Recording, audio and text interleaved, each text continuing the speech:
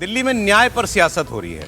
Delhi high court की justice स्वर्णकांता Sharma का बहिष्कार करके इसे सत्याग्रह का नाम दिया है अरविंद केजरीवाल ने। अपनी शिकायत को लेकर वो राष्ट्रपिता महात्मा गांधी की समाधि स्थल पर राजघाट पर आज पहुंचे और वहां जाकर उन्होंने याद किया। 5 मिनट के लिए गए थे। इस दौरान मीडिया वालों से उन्होंने बात भी की और उन्होंने कहा कि मैं न्यायपालिका का सम्मान करता हूं, लेकिन एक ऐसी स्थिति उत्पन्न हो गई कि मुझे ये सब करना पड़ रहा है। हुआ क्या था? कल अरविंद केजरीवाल ने हाईकोर्ट की जज जस्टिस स्वर्णकांता शर्मा को एक चिट्ठी लिखी थी, फिर एक वीडियो मैसेज भी बनाया था और कहा था कि आपकी अदालत में मैं खुद या वकील के माध्यम से पेश नहीं होऊंगा। अरविंद केजरीवाल का मानना है कि जस्टिस स्वर्णकांता शर्मा से की अदालत में उनको न्याय नहीं मिलेगा। अभी बिल्कुल खुल्लम खुल्ला वर्सेस वाली लड़ाई हो गई है। ये उनके सामने पेश नहीं होना चाहते। इसको वो उनके सामने ले जा चुके थे। कल बहुत डिटेल में हमने आपको बताया था। जज साहिबा ने कहा कि नहीं, मैं अपने आप को अलग नहीं करूंगी। इन्होंने बहुत सारे इश्यूज बताए थे कि आप आरएसएस से जुड़े किसी संगठन के कार्यक्रम में गईं, आपके बच्चे जो हैं वो सरकारी पैनल में हैं, वकालत करते हैं, तो सॉलिसिटर जनरल हैं जो मेरे खिलाफ केस लड़ रहे हैं, वो तो उनको केसेस देते हैं, तो वो आप प्रभावित हो सकती हैं इससे, फैमिली प्रेशर में। ये तरीके की 2-3 बातें उन्होंने कही थी। लेकिन खैर हाईकोर्ट की जज साहिबा ने कहा कि नथिंग डूइंग, मैं ही सुनूंगी आपका केस। उन्होंने खुद को रिक्यूज नहीं किया। अब इसके बाद इन्होंने कहा है कि मैं पेश नहीं होऊंगा। तो आगे अब ये भी हम आपको बताएंगे कि इसका लीगल पहलू क्या है। कि कोई व्यक्ति अगर ये कहे कि मैं अदालत में नहीं जाऊंगा, आपको जो आदेश मेरे खिलाफ देना है दे दीजिए, मैं ऊपरी अदालत में जाऊंगा, इसके बाद सुप्रीम कोर्ट बचता, मैं सुप्रीम कोर्ट चला जाऊंगा, आपको जो करना है, मतलब जो करना है, आपको जो आदेश देना है आप दे दें, ये वो कह रहे हैं। तो इसका लीगल मायने इसके क्या है वो समझेंगे। लेकिन आज राजघाट पर क्या बोले अरविंद केजरीवाल वो देख लीजिए। अदालत का बहुत सम्मान करते हैं, हम अपने देश की न्याय प्रणाली का बहुत सम्मान करते हैं। माइक लगा देना, न्याय प्रणाली ने हमें बेल दिलवाई, आरोप मुक्त किया। आज हम लोग अगर आजाद घूम रहे हैं तो हमारी न्याय प्रणाली की वजह से घूम रहे हैं। लेकिन कुछ ऐसे सर्कमस्टांसेस जिसकी वजह से हमें ये सत्याग्रह करना पड़ा। और वो सभी हमने जज साहिबा को जो चिट्ठी लिखी है उस चिट्ठी में बयां कर दिए हैं, क्योंकि बेहद संवेदनशील मामला है। तो मैं अभी मीडिया में संदेश क्या है? अब ये वहां वो गए। अच्छा, मैं तो पहले तो मैं जब वो आए तो मैं, क्योंकि अब 7 लोग छोड़ के गए तो मैं देख रहा था उनके साथ साथ कौन है। तो साथ साथ उनके देखिए चल रहे थे मनीष सिसोदिया, दिल्ली की पूर्व मुख्यमंत्री आतिशी जी थी, वो उनके साथ चल रही थी। एक विधायक हैं, ये संजीव झा नाम है इनका शायद, संजीव झा, वो उनके साथ चल रहे हैं। तो भाई दिल्ली में खैर लोग कम हो गए, लेकिन दिल्ली की बड़ी पार्टी है आम आदमी पार्टी। एनीवे खैर सत्याग्रह का नाम दिया है उसको प्रोफेसर साहब इन्होंने। अब देखिए, सत्याग्रह का तो मतलब होता है, जो गांधी जी ने बताया था, वो सत्य के प्रति आग्रह। अब ये सत्य के प्रति आग्रह है या सत्य के प्रति दुराग्रह है, ये देश की जनता अच्छे तरीके। देखिए, अरविंद केजरीवाल जिस नैतिक धरातल पर खड़े थे, आज लोगों को पता है कि वो सब ड्रामेबाजी कर रहे हैं। शीश महल जिन लोगों ने देखा होगा उनको पता होगा कि अरविंद केजरीवाल का नैतिकता का पैमाना क्या है।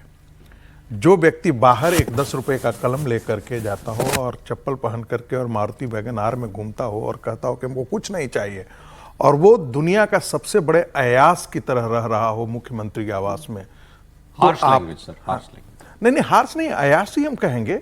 यदि आप 14 लाख का कमोड आप रखते हैं, यदि 26 लाख का आप जो है वो पर्दा आप लगा करके रखते हैं, आप जो है वो वियतनाम से टाइल्स मंगवाते हैं, तो हम उसको अयास ही कहेंगे।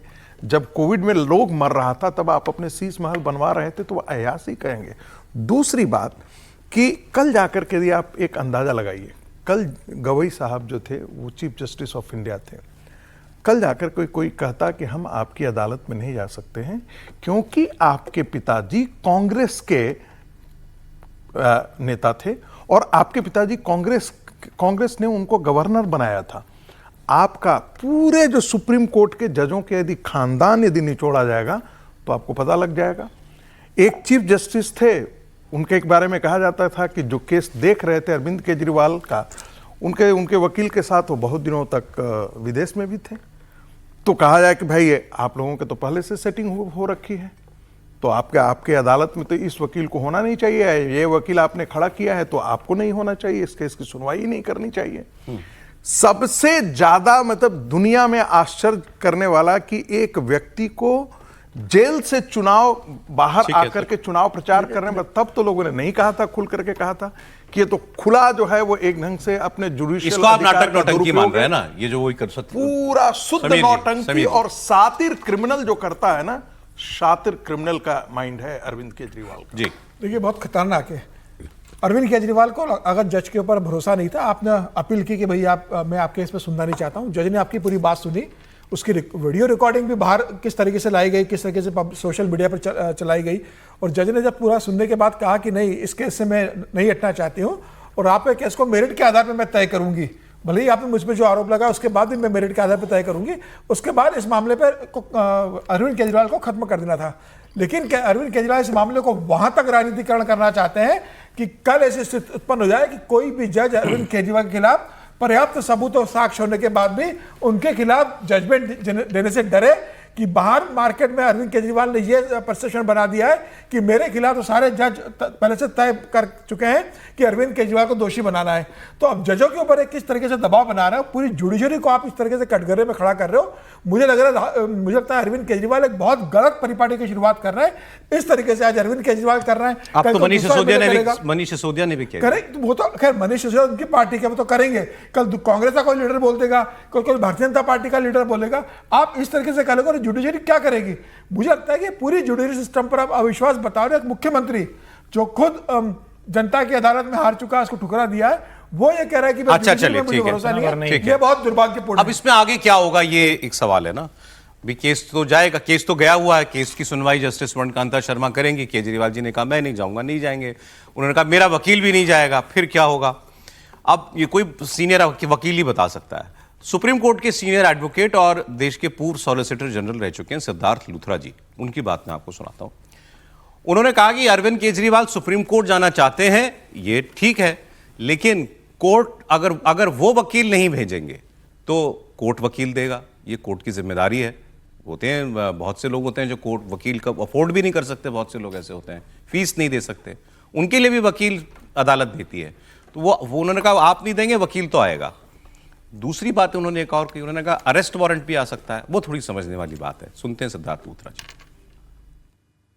अगर केजरीवाल साहब अदालत नहीं जाते तो दो चीजें हो सकती हैं। एक तो पहले तो अदालत उनको नोटिस करेंगी, फिर क्योंकि उन्होंने जमानतनामा भी दिया हुआ है, बेल बॉन्ड दिया हुआ है, तो उनके विरुद्ध वारंट भी, बेलेबल वारंट भी इशू सकते हैं। और अगर फिर भी नहीं वो आते तो अदालत उनकी तरफ से एक अमाइकस या लीगल एड डिपार्टमेंट से, लीगल एड अथॉरिटी से एक वकील को अपॉइंट किया जाएगा, जो वकील साहब फिर आके बहस करेंगे और उनकी तरफ से जो तर्क पेश करने वो पेश कर देंगे। मेरा मानना ये है कि अब केजरीवाल साहब सुप्रीम कोर्ट जाना चाह रहे हैं, इसीलिए उन्होंने ऐसा किया है।